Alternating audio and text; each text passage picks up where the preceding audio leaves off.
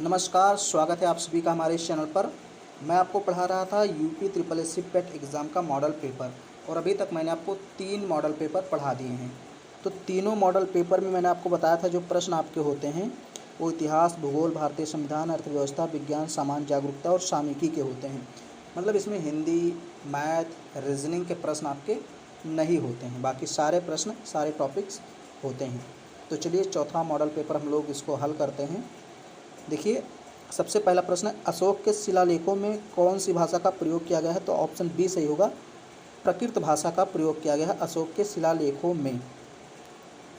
2 शिलालेख हैं जहां पर ब्राह्मी लिपि का प्रयोग किया गया, बाकी सभी में प्राकृत भाषा का प्रयोग। वैदिक समाज की आधारभूत इकाई क्या थी? आपका जो प्रश्न 2 है, वैदिक समाज, जो वैदिक संस्कृति थी, सिंधु घाटी सभ्यता जब समाप्त हुई तो वैदिक संस्कृति आई, वैदिक सभ्यता, उसमें समाज की आधारभूत इकाई क्या थी? तो ऑप्शन ए सही होगा, कुल यानी परिवार, कुटुंब। और इसका जो मुखिया होता था कुल का, उसको बोलते थे कुलप, कुलप।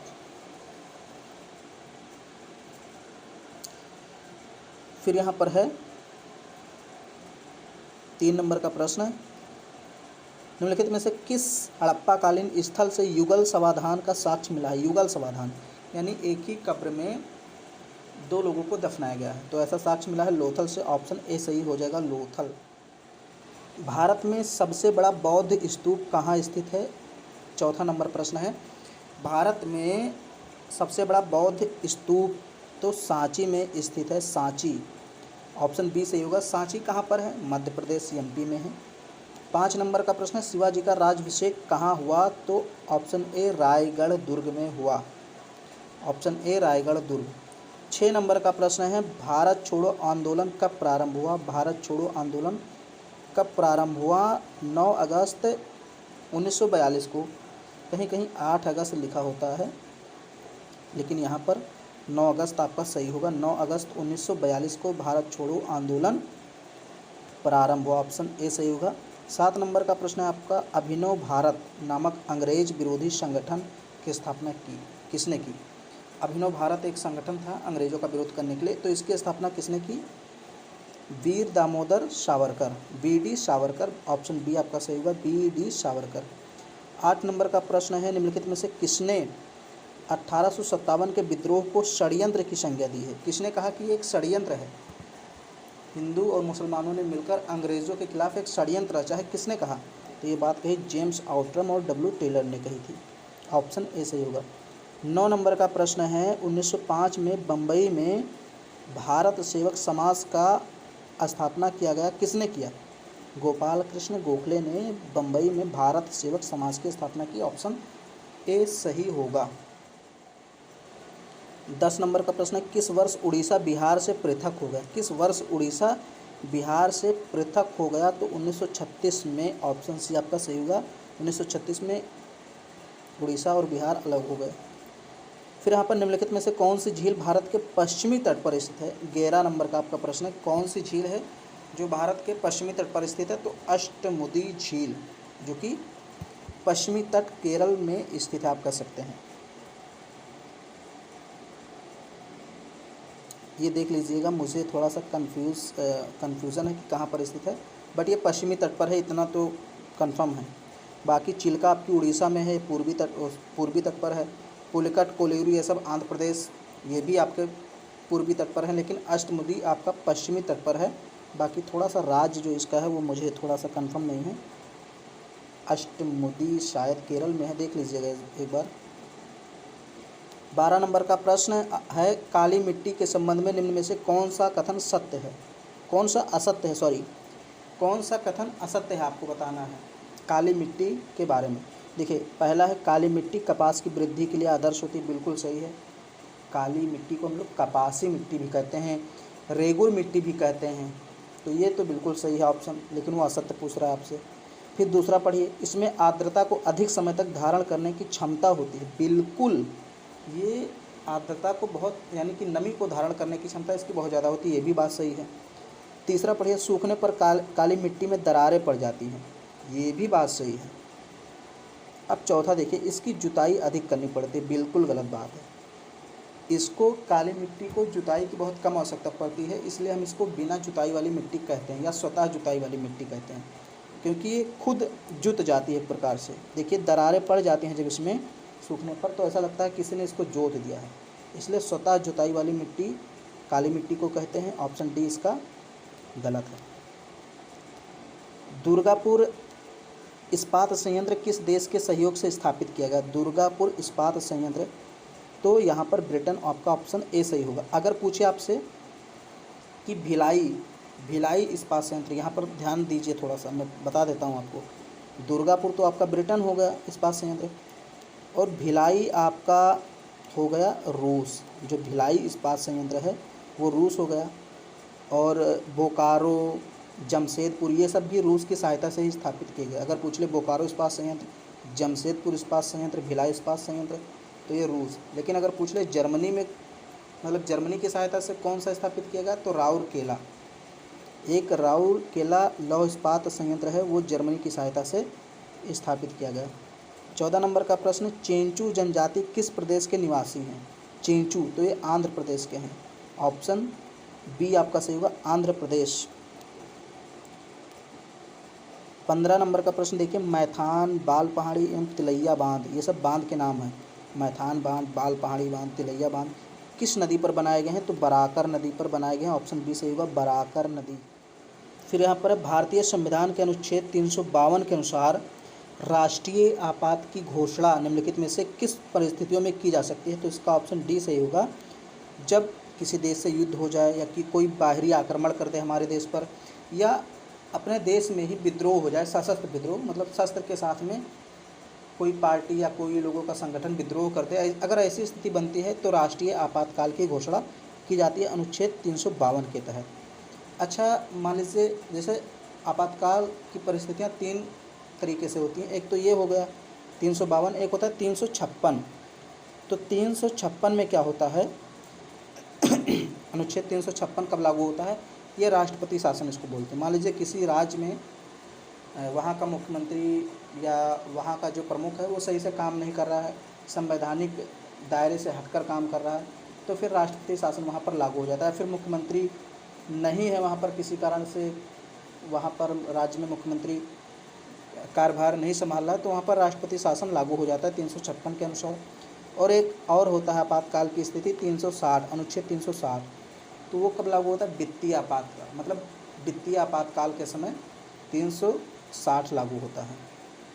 तो ये तीनों जो आपातकाल की स्थिति है ये राष्ट्रपति ही लागू करता है। 17 नंबर का प्रश्न है, सर्वोच्च न्यायालय के प्रथम मुख्य न्यायाधीश कौन थे? हीरालाल जे कानिया। ऑप्शन ए सही होगा, हीरालाल जे कानिया सर्वोच्च न्यायालय के प्रथम मुख्य न्यायाधीश थे। फिर यहाँ पर 18 नंबर का प्रश्न आप देखिए, यदि राष्ट्रपति द्वारा किसी विधेयक को पुनर्विचार के लिए लौटाया जाता है तो वह किस वीटो का प्रयोग करता है? बहुत बढ़िया प्रश्न है, बहुत इंपॉर्टेंट प्रश्न है। ऑप्शन बी, निलंबनकारी वीटो। अगर राष्ट्रपति, जैसे कोई प्रस्ताव है, कोई विधेयक है, तो संसद के दोनों सदनों द्वारा जब वो पारित हो जाता है तो कहाँ भेजा जाता है? राष्ट्रपति के पास। राष्ट्रपति जब साइन करेगा तभी वो कानून बनेगा। तो राष्ट्रपति अगर मान लो उसको लौटा देता है, कहता है कि इस पर एक बार फिर से सोचिए, इसमें कुछ हमें गलत लग रहा है, तो उस पावर को कहते हैं वीटो, निलंबनकारी वीटो। लेकिन कभी कभी ऐसा होता है कि राष्ट्रपति उसको रख लेता है अपने पास प्रस्ताव को, और ना तो मना करता है साइन करने से, ना तो साइन ही करता है, ना तो कुछ बताता है, कारण नहीं बताता है, तो उसको बोलते हैं पॉकेट वीटो, या इसको जेबी वीटो बोलते हैं। ऑप्शन ए वहाँ पर सही होगा। अगर पूछे कि मतलब ना तो सहमति देता है ना तो असहमति देता है, अपने पास रख लेता है अनिश्चित काल के लिए। कब तक रखे, संविधान में इसका भी वर्णन नहीं है, चाहे जब तक रखे, तो वो जेबी वीटो होता है। लेकिन यहाँ पर निलंबनकारी वीटो का प्रयोग करेगा। 19 नंबर का प्रश्न देखिए, काम करने के अधिकार को राज्य के नीति निषेध तत्व में किस अनुच्छेद में शामिल किया गया? तो काम करने का जो अधिकार है वो नीति निषेध तत्व में शामिल किया गया अनुच्छेद 41 में। फिर यहाँ देखिए 20 नंबर का प्रश्न है, भारतीय संविधान का निम्नलिखित में से कौन सा अनुच्छेद प्रेस की स्वतंत्रता, तो जब स्वतंत्रता की बात आए प्रेस की, तो अनुच्छेद 19 आपका ऑप्शन सही होगा। अनुच्छेद 19 के कई खंड हैं, उसी में प्रेस की स्वतंत्रता भी शामिल है। जब डिटेल में आप पढ़ेंगे तो वहाँ पर पढ़ाया जाएगा। फिर है 21 नंबर का प्रश्न, भारत में पूंजी प्रधान उद्योग का सर्वोत्तम उदाहरण है। मतलब कौन सा ऐसा उद्योग है जहाँ पर बहुत ज़्यादा पूंजी लगाया जाता है? तो इस्पात उद्योग, इसमें बहुत ज़्यादा पूंजी की आवश्यकता होती है, तो ये पूंजी प्रधान उद्योग है। ओके, तो इस्पात उद्योग। अगर हम पूछें कि सबसे ज़्यादा श्रम कौन पैदा करता है, यानी सबसे ज़्यादा रोजगार कौन सा उद्योग देता है, तो वस्त्र उद्योग, इसमें बहुत ज़्यादा लोग कार्यरत हैं। 22 नंबर का प्रश्न, भारत में मुद्रास्फीति दर की माप किस आधार पर होती है? तो ऑप्शन बी सही होगा, थोक मूल्य सूचकांक। ऑप्शन बी, थोक मूल्य सूचकांक के आधार पर मुद्रास्फीति दर की माप की जाती है। ऑप्शन सी, क्वेश्चन नंबर 23 है, किस राज्य को अत्यधिक कुपोषण के कारण भारत का इथियोपिया कहा जाता है? इथियोपिया मतलब ऐसा देश है जहाँ पर कुपोषण बहुत ज़्यादा है, तो इसलिए कौन सा ऐसा राज्य है जहाँ पर कुपोषण ज़्यादा है, इसलिए उसको भारत का इथियोपिया कहा जाता है? तो मध्य प्रदेश। ऑप्शन बी इसका होगा सही आंसर।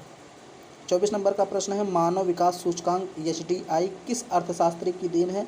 महबूब उल हक। यहाँ पर हक भी होगा लेकिन वो टाइप नहीं हो पाया। ऑप्शन डी सही होगा। उर्वरक उत्पादन में भारत का विश्व में कौन सा स्थान है? तीसरा। ऑप्शन सी, अगर पूछे आलू उत्पादन में भारत का कौन सा स्थान है? तीसरा। चावल गेहूं में अगर पूछे तो दूसरा। ये सब जानिए। अदरक उत्पादन में पहला। फिर यहाँ पर है, कौन सा कोशिकांग प्रोटीन संश्लेषण में प्रमुख भूमिका निभाता है? तो ऑप्शन बी इसका होगा, एंडोप्लाज्मिक रेटिकुलम एवं राइबोसोम। ये प्रोटीन संश्लेषण में महत्वपूर्ण भूमिका निभाता है। ऑप्शन बी इसका सही होगा 26वें प्रश्न का। फिर यहाँ पर है 27 नंबर का प्रश्न, मानव शरीर की सबसे बड़ी कोशिका तंत्रिका कोशिका है। ऑप्शन सी इसका सही होगा, तंत्रिका कोशिका।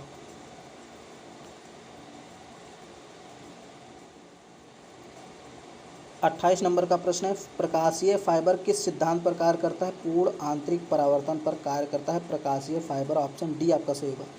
29 नंबर का प्रश्न इंपॉर्टेंट है, ब्लैक होल सिद्धांत की खोज किसने किया? इसको किसने प्रतिपादित किया? तो एस चंद्रशेखर, जो कि एक भारतीय थे। ऑप्शन सी सही होगा, एस चंद्रशेखर। इन्होंने ब्लैक होल का सिद्धांत सर्वप्रथम दिया।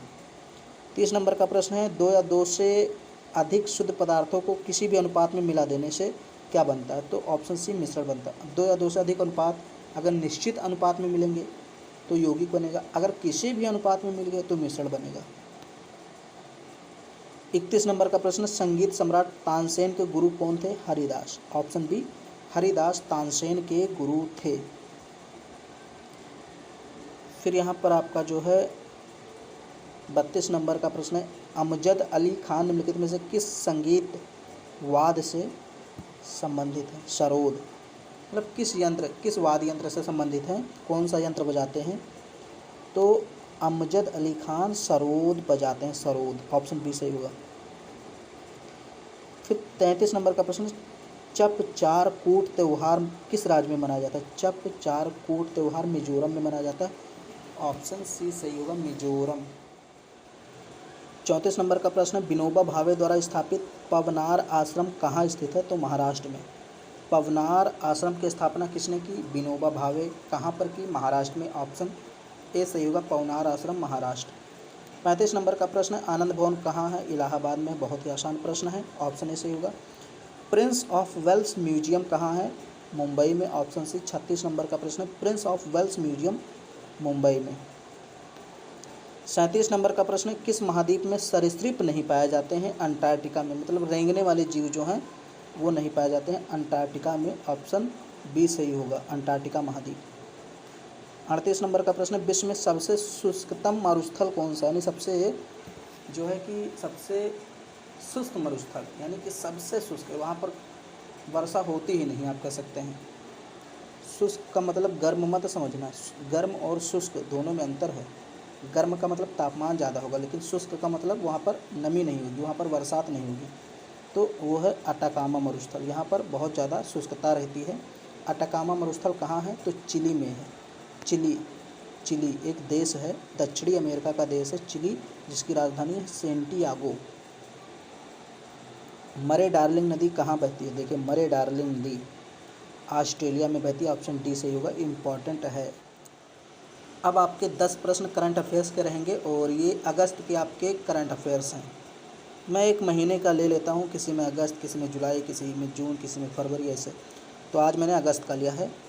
41 नंबर का प्रश्न, महिला समानता दिवस कब मनाया गया? 26 अगस्त को मनाया गया। महिला समानता दिवस 26 अगस्त को मनाएगा। ऑप्शन ए सही होगा। 42 नंबर का प्रश्न, एशिया कप